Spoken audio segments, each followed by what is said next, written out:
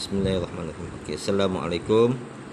Hari ni kita nak bincang latihan yang cikgu beri, soalan objektif chemical bond, ikatan kimia.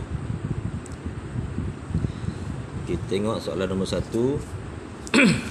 Rajah di bawah menunjukkan susunan bagi sebatian kovalen yang terbentuk antara atom P dan Q.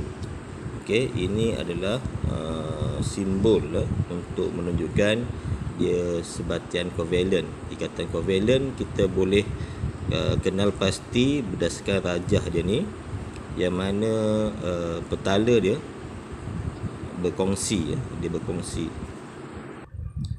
Okey, petala dia berkongsi, ini menunjukkan dia berkongsi ya. Q ni menyumbang 1 elektron, manakala P menyumbang 1 elektron. Atau Q share 1 electron, P share 1 electron. Okey, ini menunjukkan dia berkongsi.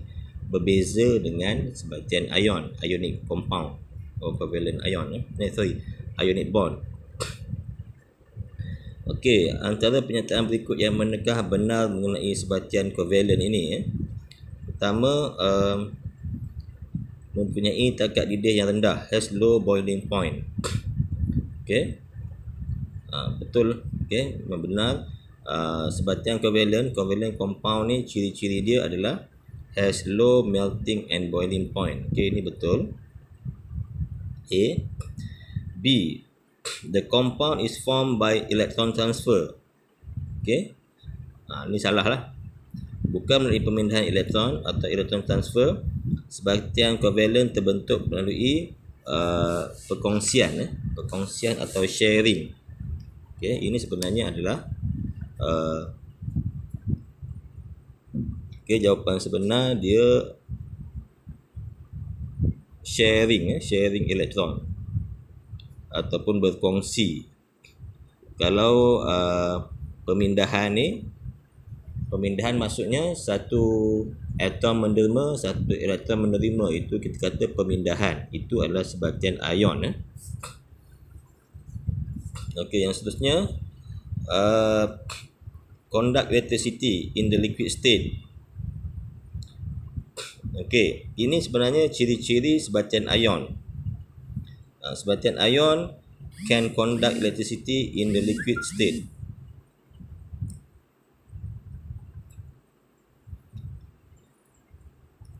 Manakala covalent compound cannot conduct electricity, dalam apa jua keadaan dia tidak boleh mengalirkan arus elektrik. Sebatian ion boleh mengalirkan arus elektrik, tetapi kena syaratnya dalam keadaan leburan atau cecair. Kalau dalam pepejal, sebatian ion tak boleh, dia hanya boleh dalam sebatian leburan atau cecair atau aqueous. Manakala sebatian covalent dalam apa jua bentuk pepejal, cecair ataupun leburan, tidak boleh mengalirkan arus elektrik. Okey, di ikatan kimia yang terbentuk oleh ikatan ionik. Salah lah. Ikatan ionik ni itu sebatian ion dah. Okey, kalau ikatan covalent, ikatan yang terbentuk oleh ikatan van der Waals. Kalau covalent, van der Waals. Ataupun nama lain adalah ikatan antara molekul. Itu adalah nama ikatan dalam sebatian covalent.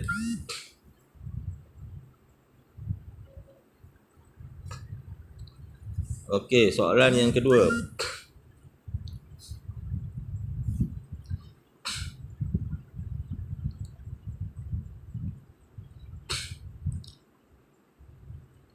Unsur Z membentuk oksida dengan formula molekul Z2O3. Antara berikut yang manakah benar tentang oksida ini?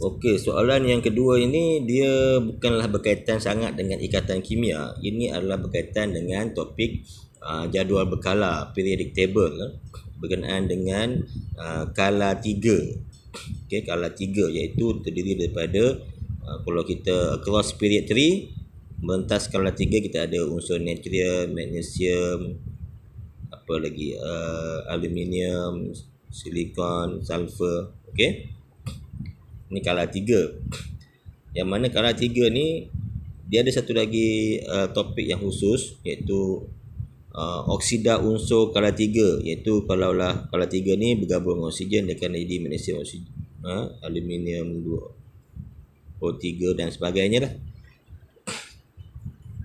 Yang mana sifat oksida unsur skala 3 ni dia ada sifat-sifat tertentu lah yang cikgu ajar itu, iaitu sifat apa?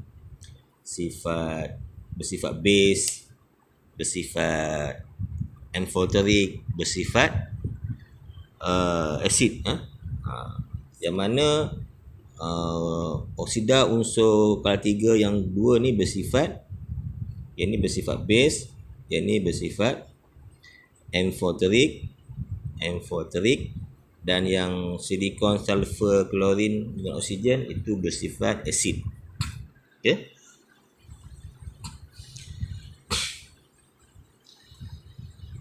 Okey, jadi sebenarnya Z2O3 ni, soalan ni sebenarnya agak sukar.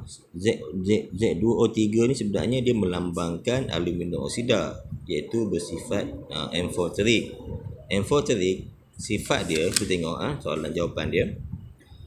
Oksida Z bertindak balas dengan asid sahaja, bukanlah sebab dia amphoteric. Amphoteric ni sifat kimia dia boleh bertindak balas dengan asid dan juga alkali. Yang ni bertindak balas dengan asid dan juga alkali. Kini betul lah.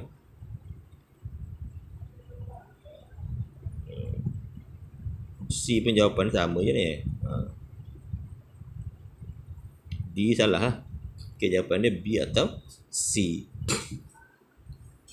Ini bukanlah ikatan kimia, ini lebih kepada jadual berkala. Dalam yang khusus spesifiknya adalah skala 3.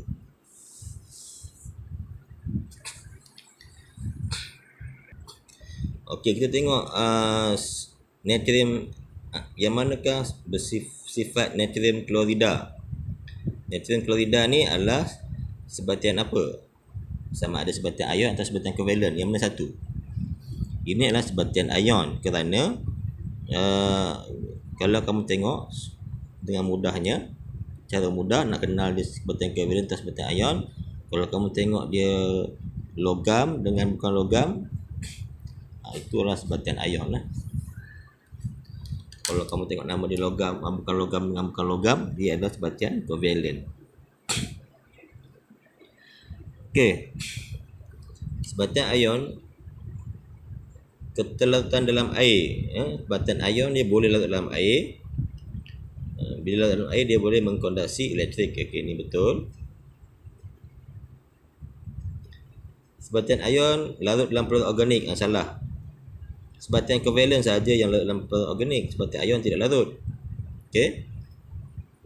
Sebatian ion tidak larut dalam air, salah. Sebatian ion memang larut dalam air. Okey, tidak larut dalam produk organik, betul. Tapi mengkondensasi elektrik, dia boleh mengkondensasi elektrik, salah. Okey, jadi jawapannya adalah A.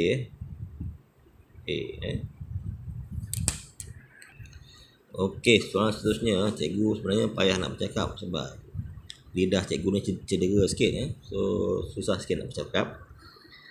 Okey, soalan nombor 4. Yang manakah berikut bukan sebatian kovalen? Okey, A ni sebatian ion, iaitu gabungan logam dengan bukan logam. Magnesium logam, klorida logam. Jadi ini sebatian ion. Salah lah, dia nak sebatian kovalen. Aluminium logam bukan logam, sebatian ion. Kalsium logam bukan logam. Sulfur dioksida, sulfur bukan logam, oksigen bukan logam. Jadi jawapannya D, bukan logam dengan bukan logam.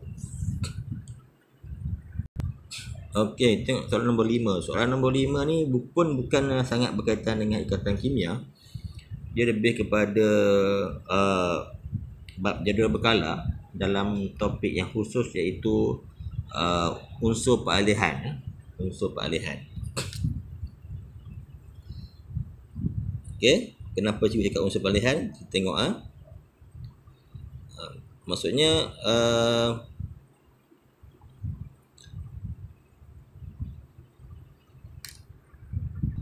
ciri utama yang kita boleh tahu di unsur peralihan, kalau kita tengok sebatan yang dia bentuk ni, dia punya formula dia agak berlainan. Yang ni M ni boleh lain, yang ni lain pula. Apa maksud MCl2? MCl2 ni maksudnya dia sebatan ion, dia ada charge. Jadi M2 2+ dengan Cl minus, tu dia dapat formula MCl2. Macam mana dia dapat MCl3? Maksudnya M ni bercharge 3+, Cl bercharge minus, dia akan dapat MCl3. Nampak?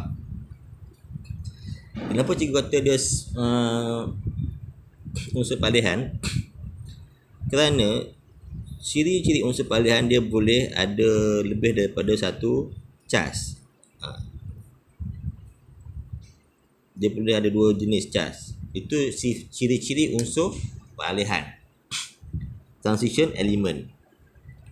Charge ni nama lain ni adalah nombor pengoksidaan dia berbeza. Nombor pengoksidaan. Bahasa mudah dia charge lah, tapi kalau bahasa standard dia sebenarnya itu adalah mewakili nombor pengoksidaan.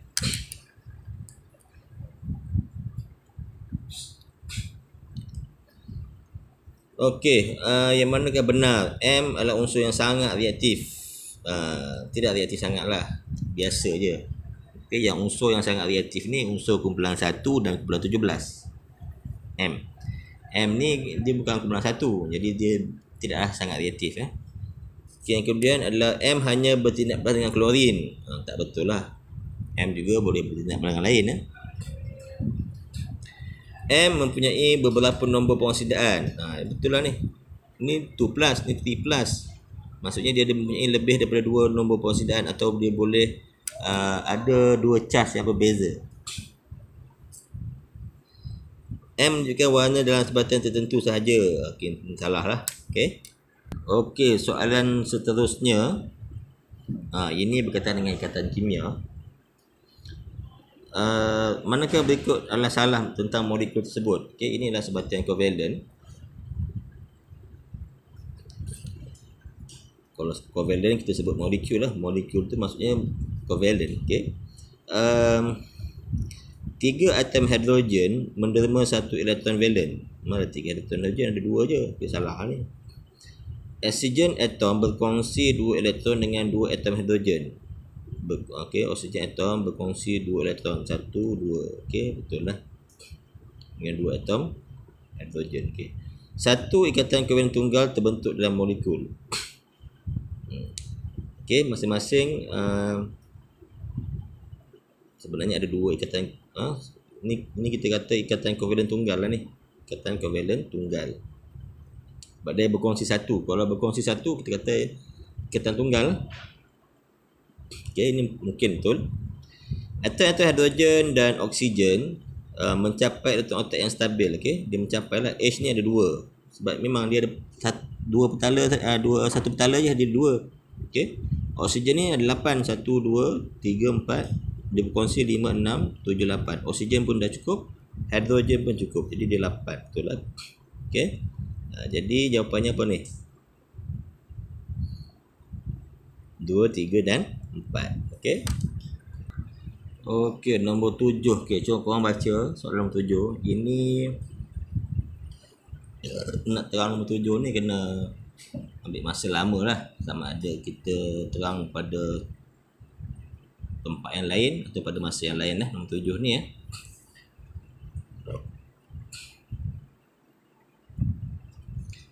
Okey, tengok nombor 8. Pepejal plumbum dua bermida tidak mengkondensasi elektrik kerana nampak pepejal plumbum dua bermida. Plumbum dua bermida ni sebatan ion. Tadi cikgu cakap sebatan ion boleh mengkondensasi elektrik. Betul. Tapi dia boleh mengkondensasi elektrik dalam keadaan leburan atau aqueous atau cecair. Aqueous Kalau di pepejal dia tak boleh. Kalau dalam bentuk solid tak boleh. Pepejal tak boleh. Kenapa? Okey, pertama kita tengok jawapan dia. Jawapan pilihan dia terdiri daripada molekul. Salah. Sebatan ion bukan terdiri daripada molekul. Sebatan ion terdiri daripada ion, bukan molekul. Molekul ni sebatan covalent. tidak mengandungi ion-ion. Salah. Dia sebatan ion mesti mengandungi ion-ion. Ia tidak terdiri daripada ion pelambang dua ion yang tidak bebas bergerak. Betul. Okey. Sebatan ion memang mesti mengandungi ion, tapi kenapa dia tidak mengkonduksi elektrik? Kerana dalam pepejal ion-ion tidak bebas bergerak. C itu betul lah. Okey, yang seterusnya, ion pelambang dan ion bermida terikat oleh ikatan kovalen yang kuat. Salah. Ion-ion dia bukan terikat oleh ikatan kovalen. Ikatan kovalen lain, oleh ikatan ion lah. Sebatan ion, ikatan ion, bukan ikatan kovalen. Ya? Kita tengok nombor 9. Nombor 9 ni cikgu rasa banyak panjang penerangan dia dah ni.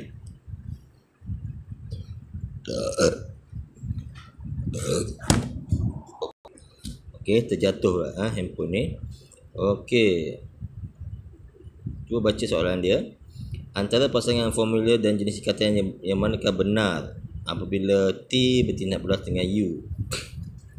Okey, macam mana kita nak tahu ni sama ada sebatian kovalen atau sebatian ion? Oh, ni panjang jawapan ni. Tapi mungkin cikgu cerita sikit je lah kot, tak sampai habis. Okey, macam mana kita nak tahu ni sebatian ion yang terbentuk ke sebatian kovalen? Tadi cikgu cakap nak kenal sebatian ion adalah gabungan tindak balas antara logam dengan bukan logam. Sebatian kovalen gabungan bukan logam dengan bukan logam. Jadi kita kena kenal lah ini sama ada logam dengan bukan logam atau sebaliknya. Okey, daripada bahan ni dia tak nyatakan ini logam atau bukan logam. Macam mana kita nak kenal? Okay, nak kenal logam dengan bukan logam, kamu tengok dia punya electron valence. Electron valence dia. Electron valence dia ada berapa ni? Okay, ada 4. Satu lagi ada 6. 4 dan 6. Okey, macam mana nak kenal logam? Logam electron valence dia dari 1, 2, 3 sahaja. Itu kalau dia ada 1 sampai 3 electron valence dia adalah logam. Bukan logam 4 sampai 7 atau 8 lah. Kalau ada electron valence dia 4 sampai 8 dia bukan logam. Okey. Jadi kita tengok sini dia bergabung T dengan U, bukan logam dengan bukan logam. Jadi dia adalah sebatian kovalen. Sebatian kovalen ni bentuk dia berkongsi lah elektron. Okey. Okey, tak apalah, cikgu cuba menerangkan sampai habis lah. Sebabnya panjang juga penerangan dia ni. Okey, macam mana nak menjawab ni Okey, cara dia macam ni Dia ada tips. Okey, T dia punya susunan elektron dia 2, 4, manakala U 2, 8, 6. Okey. Untuk sebatian kovalen, cara dia macam ni apa nama ni? Tips lah, macam tips. Okey.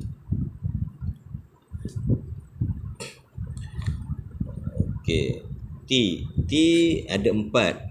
Kan, cara dia 4. Dia perlukan lagi berapa untuk mencapai susunan elektron yang stabil? Dia perlukan T perlukan lagi 4 nak stabil kan. Manakala U ada 6, perlukan berapa nak stabil? Dia perlukan 2 lagi nak stabil kan. Jadi ni macam ni dah. Okey, jadi formula dia kamu silangkan 2 ni, jadi kamu akan dapat T 2 U 4. Okey. Kemudian ini untuk sebatian kovalen tips ni hanyalah untuk sebatian kovalen. Cara dia macam ni. Kemudian U24 ni maksudnya kita boleh nisbahkan T1 U2. Okey. Ini formula yang kita dapat kalau dia bergabung. Ini tips untuk sebatian covalent. Kamu boleh gunalah cara ni. Okey, ini pilihan jawapan dia. Pilihan jawapan dia.